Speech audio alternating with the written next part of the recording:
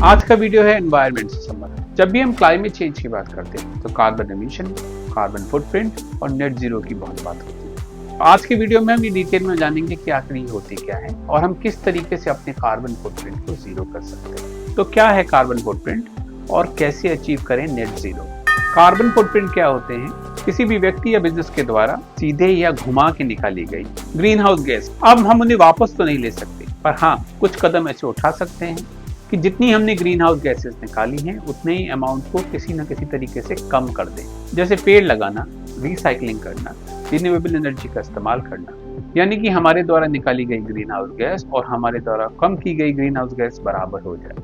अब green house gas हैं जैसे carbon dioxide, methane, nitrous oxide, chlorofluorocarbon और वाटर वेपर। अगर हम ग्रीन हाउस गैस को निकाल रहे होते और वो अपने आप खत्म हो गई होती तो कोई समस्या नहीं होती, पर ये गैसें हमारे वातावरण में जाके इकट्ठा हो जाती हैं। और ऐसा नहीं कि ये बुरी हैं, पृथ्वी पे जीवन के लिए बहुत जरूरी भी है, वरना हमारी अर्थ बहुत ठंडी हो जाएगी। जब सूरज की किरणें पृथ्वी पे पड़ती हैं तो उनका कुछ भाग पृथ्वी वापस कर देती है, जिन्हें इंफ्रारेड रेडिएशन कहते हैं, और ग्रीन हाउस गैसेस उन्हीं रेडिएशन को वापस पृथ्वी की तरफ मोड़ देती है, जिससे हमारी अर्थ गर्म हो जाती है और इसी वजह से अर्थ पर जीवन सर्वाइव कर रहा है और इसे ग्रीन हाउस गैस इफेक्ट भी कहते हैं। पर इंसानों के द्वारा और अन्य कारणों के द्वारा इन ग्रीन हाउस गैसों की संख्या काफी बढ़ गई है। इसी वजह से हमारी पृथ्वी और गर्म होती जा रही है। तो हमारे कामों से और जीवन जीने के तरीके से कहीं न कहीं हम ग्रीन हाउस गैसेस का इमिशन कर रहे हैं। हम जिन भी सुविधाओं का और प्रोडक्ट का इस्तेमाल करते हैं वो कहीं न कहीं या तो बनाते समय या इस्तेमाल करते समय इन गैसों को निकालती हैं। इससे ऑलरेडी काफी गर्म हो चुकी पृथ्वी और ज्यादा गर्म हो रही है और टेम्परेचर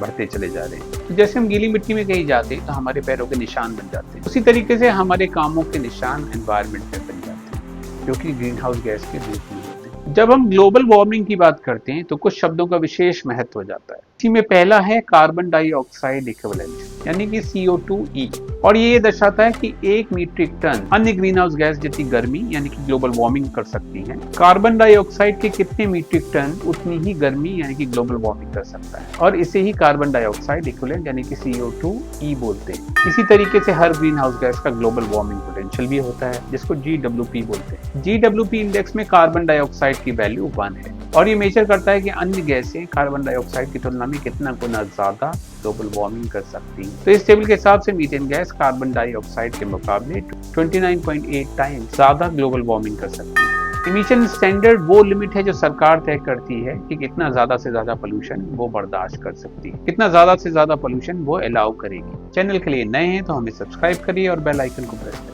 घंटी बजे जंगल जंगल जंगल जंगल। तो कोई भी सरकार ये तय करती है कि किसी भी प्रोसेस से कितनी ग्रीन हाउस गैस, वेपर और पार्टिकुलेट मैटर को निकाला जा सकता है। इस तरीके से ग्लोबल वार्मिंग को कंट्रोल करने में मदद मिलती है। तो आपको जानकर काफी आश्चर्य होगा कि जो खाना हम खाते हैं वो भी ग्लोबल वार्मिंग के लिए जिम्मेदार है। चौंक गए ना कि खाना हमारा कैसे जिम्मेदार हो सकता है। हाउस होल्ड कार्बन फुटप्रिंट की बात करें तो खाने की हिस्सेदारी 10 से 30% तक है।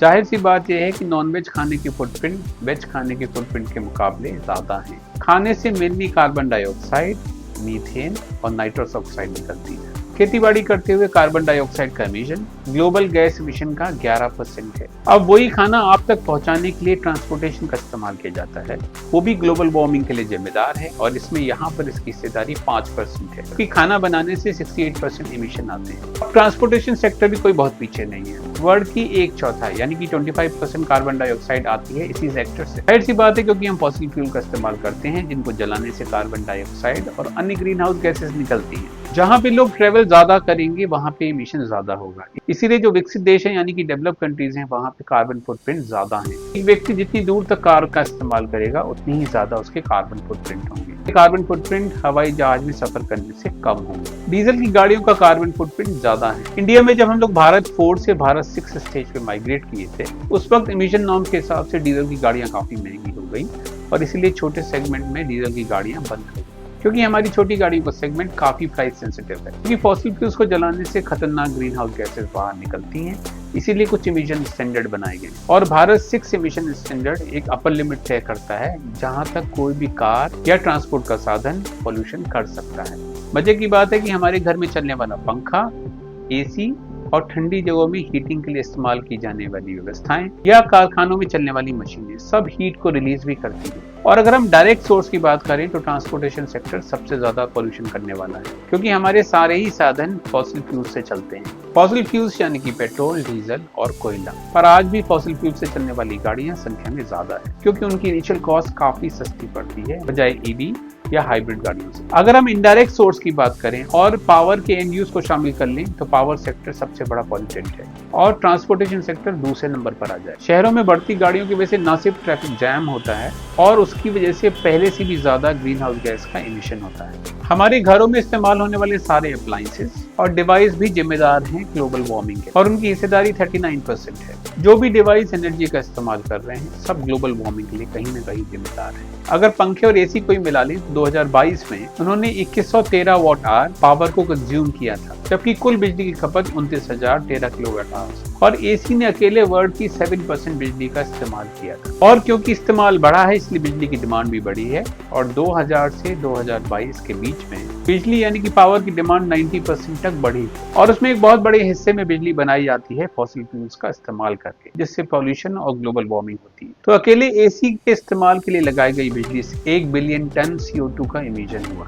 अब क्योंकि एसी में कूल करने के लिए रेफ्रिजरेंट्स का इस्तेमाल किया जाता है और उसमें ग्रीन हाउस गैसेस का इस्तेमाल किया जाता है, अगर हम उन्हें शामिल कर लें तो फॉसिल फ्यूल और इंडस्ट्री के द्वारा टोटल इमिशन का परसेंटेज 3.4% हो जाए। अब क्योंकि गर्मी लगातार बढ़ रही है, ऐसा माना जा रहा है कि एसी की डिमांड और ज्यादा बढ़ेगी और उसी की वजह से बिजली की डिमांड भी बढ़ेगी, और 2050 तक इसका 6013 वाट आवर्स तक होने की उम्मीद है, जो कि एक बहुत बड़ी संख्या है, और इससे ग्लोबल वार्मिंग और बढ़ेगी। इसीलिए एनर्जी एफिशिएंट डिवाइस का इस्तेमाल करना बहुत जरूरी है जो एनर्जी का बेहतर तरीके से इस्तेमाल कर सके, यानी डिवाइसेस का एनर्जी एफिशिएंट होना बहुत जरूरी है। अगर हम एनर्जी एफिशिएंट डिवाइसेस का इस्तेमाल करते हैं तो हमारी डिमांड 45% तक कम हो सकती है, और इससे हम जो ग्रीन हाउस गैसेस हैं उनकी संख्या भी कम कर पाएंगे। पर महंगा होने और कम जानकारी होने की वजह से लोग इनएफिशिएंट एयर कंडीशंस को खरीद लेते हैं। एनर्जी एफिशिएंट एसी यानी जिनकी रेटिंग ज्यादा हो, ऐसे एसी भले ही आपको खरीदते टाइम महंगे लगे पर उनकी रनिंग कॉस्ट काफी कम होती है। दुनिया का लगभग आधा एनर्जी कंजम्पशन होता है हीटिंग करने के लिए, और ऊर्जा का इस्तेमाल करने से निकली गई कार्बन डाइऑक्साइड के कुल इमिशन का 40% है। पुराने गैस बॉयलर्स की जगह इलेक्ट्रिक हीटिंग और हीट पंप्स का इस्तेमाल काफी अच्छा रहेगा।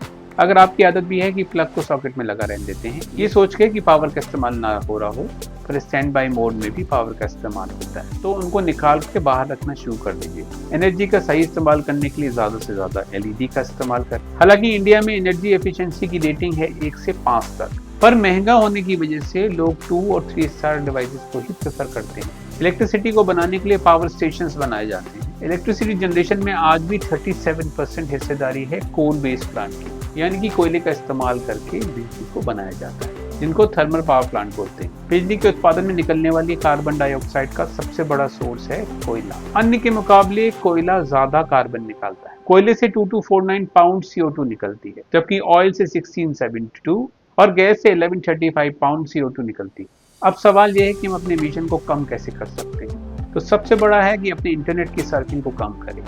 इंटरनेट के इस्तेमाल के समय काफी एनर्जी का इस्तेमाल होता है। घरों को ऐसे बनाएं कि उसमें ज्यादा से ज्यादा सूरज की रोशनी आ सके। ऐसी जगह जहां बहुत ज्यादा ठंड पड़ती है वहां पे घरों और एस्टेब्लिशमेंट को गर्म रखने के लिए हीटिंग का इस्तेमाल होता है। अब बढ़ती पैकेजिंग की वजह से एक और समस्या शुरू हो गई, और वो ये है कि हम पहले से ज्यादा वेस्ट को जनरेट कर रहे हैं, यानी कि कूड़ा कर रहे हैं।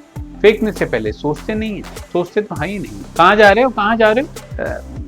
मतलब ये है कि कूड़ा फेंकने से पहले रिसाइकिल करने की सोचें, या अगर उसको दोबारा इस्तेमाल किया जा सकता हो तो दोबारा इस्तेमाल करें। अपने बच्चों को कम वेस्ट करना सिखाइए। वेस्ट का निपटारा यानी कि कूड़े का डिस्पोजल बहुत बड़ी समस्या है। हमें अपने लोकल काउंसिल से पूछना जरूर चाहिए कि वो कूड़े का निपटारा कैसे करते हैं। अब बहुत सारे मैन्युफैक्चरर्स अपने प्रोडक्ट्स पर कार्बन फुटप्रिंट लिखने लगे हैं, और क्योंकि अब इलेक्ट्रॉनिक आइटम हमारी जिंदगी का बहुत बड़ा हिस्सा बनते जा रहे हैं तो ई-वेस्ट भी बहुत ज्यादा जनरेट हो रही है, और चार्जर, पुराने लैपटॉप, इन सब का डिस्पोजल एक बहुत बड़ी समस्या है। प्लास्टिक पैकेजिंग भी कार्बन डाइऑक्साइड का एक बहुत बड़ा एमिशन का सोर्स है। हमें रीयूजेबल पैकिंग्स का इस्तेमाल करना चाहिए, जैसे ग्लास, जिसको कि साफ करके हम वापस इस्तेमाल कर सकते हैं। हमें रिसाइक्लेबल पैकिंग का इस्तेमाल करना चाहिए, जैसे पेपर, जिसको कि हम बार बार इस्तेमाल कर सकते हैं, जिसको हम वापस प्रोसेस कर सकते हैं और दोबारा इस्तेमाल कर सकते हैं। या हमें बायोडिग्रेडेबल पैकिंग मटेरियल का इस्तेमाल करना चाहिए, जो अपने आप ब्रेक डाउन होकर एनवायरनमेंट में मिल जाए और कोई भी पोल्यूशन क्रिएट ना करे। एक प्लास्टिक को सालों लग जाते हैं डिकम्पोज होने में। प्लास्टिक का कम इस्तेमाल, कूड़े को सेग्रीगेट करना यानी कि अलग अलग करना। हालांकि अब आपको ज्यादातर जगह ग्रीन और ब्लू डस्टबिन दिख जाएंगे, तो उसके बारे में अवेयरनेस अभी भी बहुत कम है। पेपर का कम इस्तेमाल, कंपोस्ट करना, अच्छी क्वालिटी के कपड़े पहनना जिससे कि वो जल्दी खराब ना हो, और जहां तक संभव हो ऑनलाइन बिलों का भुगतान करना। अपने एयर फिल्टर को रेगुलर चेक करें और टायर को भी रिसाइकिल करें, क्योंकि हमारे देश में सूरज की कोई कमी ही नहीं है। तो सोलर पैनल का इस्तेमाल काफी फायदेमंद होगा। ये बढ़ती हुई एनर्जी की मांग को भी पूरा कर सकता है। अपने खाने को कम बर्बाद करें और खाने को पहले से ही प्लान करें।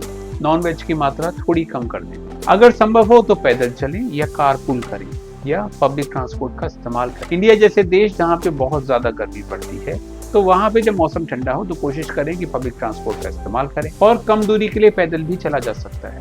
इससे एनवायरनमेंट को तो मदद मिलेगी ही, साथ में हमारी सेहत भी अच्छी रहेगी। गाड़ी के टायरों का प्रेशर बहुत इंपॉर्टेंट है और इसको सही रखना चाहिए।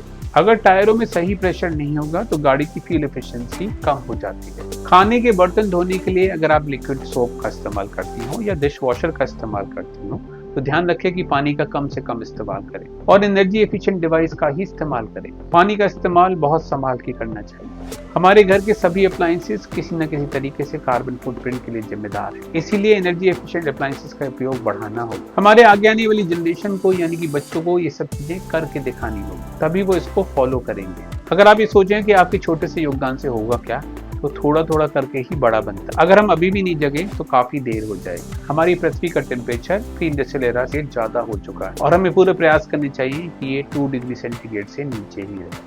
अंत में हम फिर वही करेंगे जो हम हर बार करते हैं, अपनी मार्केटिंग करेंगे। अगर आपको वीडियो पसंद आया हो तो इस वीडियो को लाइक करिए, हमारे चैनल को सब्सक्राइब करिए, कमेंट करके हमको ये भी बताइए कि आपको ये वीडियो कैसा लगा। अब हम आपसे मिलेंगे अगले वीडियो में, तब तक अपना ख्याल रखिए, हंसते रहिए, मुस्कुराते रहिए। Bye bye.